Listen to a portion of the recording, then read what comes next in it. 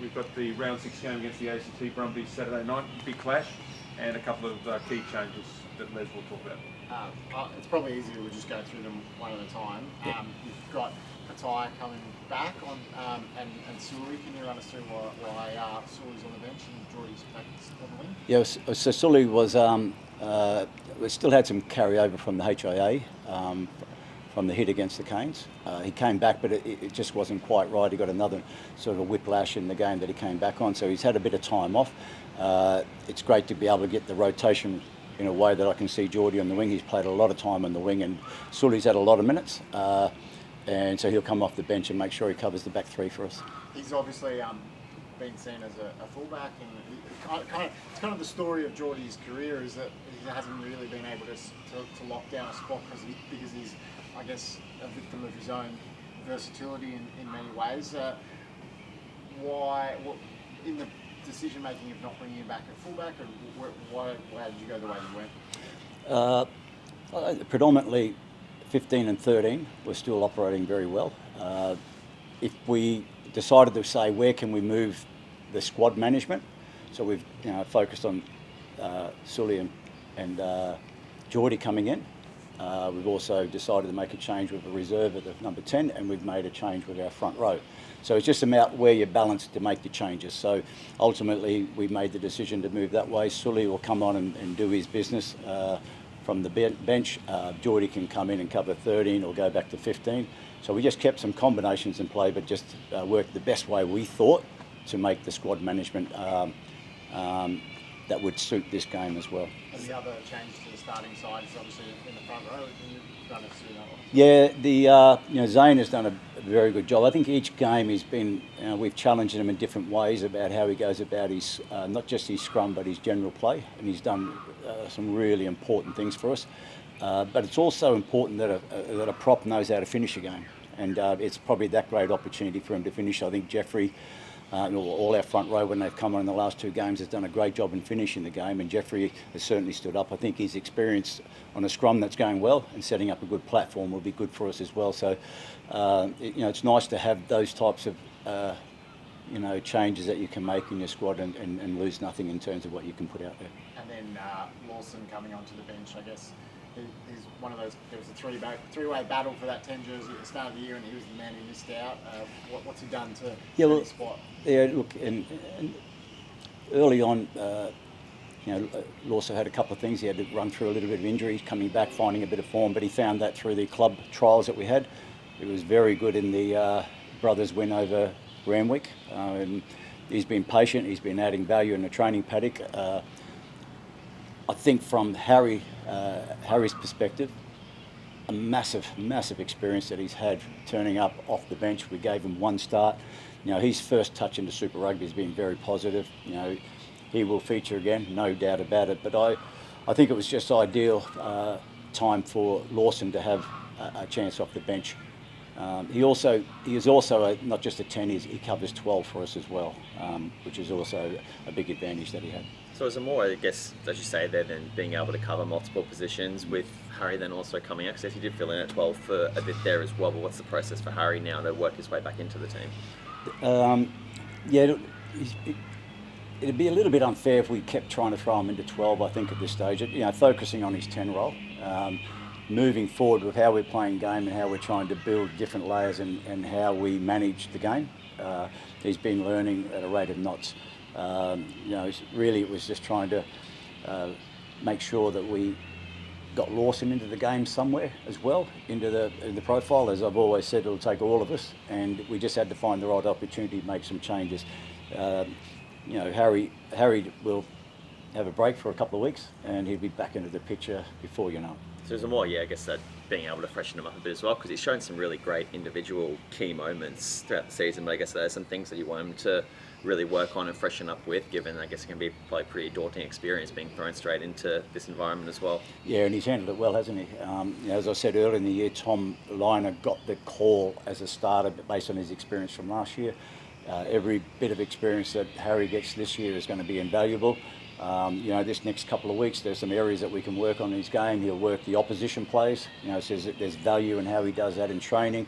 There's also a chance to move into a little bit of a development. He's still a training age, so we can work him a bit harder in his physical capacities over the next couple of weeks before he comes back into consideration. And with Sully's, I guess, got back to Sully's move to the bench as well. I mean, was it more about getting Jordy onto that side of the field, or is it a sign of the way that Max played as well, that you wanted to keep him in the starting team? I think we have to give big credit to Mac, the way that he has played for sure. It was a decision whether we moved that position, but if you remember about 3 weeks ago, he came off the bench, so we've sort of managed his minutes pretty well this season as well. Jordy, the versatility is an asset. Be able to move him from wing to either 13 or to 15 during the game will be a bit of an asset for us. And then Sully can fill the back three, but Jordy's versatility is a strength for us. Sully, he's been going well. He's got a plan about when he comes on and where he attacks the game. We've got a definitive plan that we're looking for him when he comes on, when the game gets a bit looser and everyone's tired. So he's got a plan how he can come off the bench and make a difference as well. Just on Jordy, there's some talk the other day that with some contracts being signed, national contracts being signed at the TARS, that you guys are sort of running out of money to be able to sign for Ty. Are you confident that he'll re-sign? Do you believe he'll stick around? I know you said about 2 weeks ago that you really wanted him to, but do you believe he'll stick around? I think that the plan is, and the intention is from everyone, to make sure that we make it attractive enough for Jordy to stay. I think Jordy would love to stay and realise some games against the Lions into a third World Cup. I think he'd really like to do that. I think everyone's doing their best to make sure they can make that happen, that's for sure. And I think he's spoken in the past about how he'd love to play fullback. Does that come into your decision making? I mean, the Jock's played great, and he's been excellent, and Jordy can't seem to break into that position. How much does that affect the negotiations? That doesn't come into play at this stage of anything. Jordy started the year at 15. He had a terrible head knock in the Canes game that knocked it back a bit. Jock's come in and taken his chances and doing well. I think they both can cover that 15 position very well. When Jock has also told me that he can play wing and 13 as well. So I think they're valuing the competition that we do have there, and that they can play a role in a different way. I think it's important to recognise that if I look at Jock and Jordy together, that's riches that are brilliant, and I know they'll give me value from wherever they play, whether it's on the bench, wing or 15. With Jordy as a style of winger as well for this week, I mean, can we expect a traditional winger planted on that flank, or can we see a bit of wings on strings trying to find his opportunities across the ground? Yeah, I would like him, as Mac has been doing and Sully's been doing, to try and find opportunities across the park. Definitely Jordy's got a long kicking game as well. The Brumbies do have a kicking game, so we know that long kicking game will come in handy as well. But I'm going to encourage all our back three to search for opportunities across the pitch. That's just part of how we play, and I'll be encouraging him to get involved, that's for sure. With Brumbies this weekend as well, I mean, a win over in the West, it would have given you guys a chance to clean sweep the Australian teams within the first 6 rounds. What do you take from that Force game, and what changes do you need to see if you're to beat Brumbies? Yeah, well, the Brumbies rightly are the team that's sitting at the top, aren't they, of the Australian provinces. We're under no illusions. This is going to be a good test. We know that we're going to have to be our best, which we probably weren't last week against the Force, particularly in that first half in patches. But we always felt in the Force match that we were ready to just unleash again and get on top of the game. We just ran out of minutes, and we probably made a few too many errors in the game. But we've got a lot of respect for what the Brumbies do. Steve Larkham and his coaching staff have those boys humming. They came under a bit of criticism early in the year about their slow start, but they've been productive each game and building each game, and I've got no doubt they're going to come out here and throw everything at us, but that's what we want, to find out about ourselves really a little bit more. No better test than a Brumbies, who are in good form and are the best team in Australia at the moment.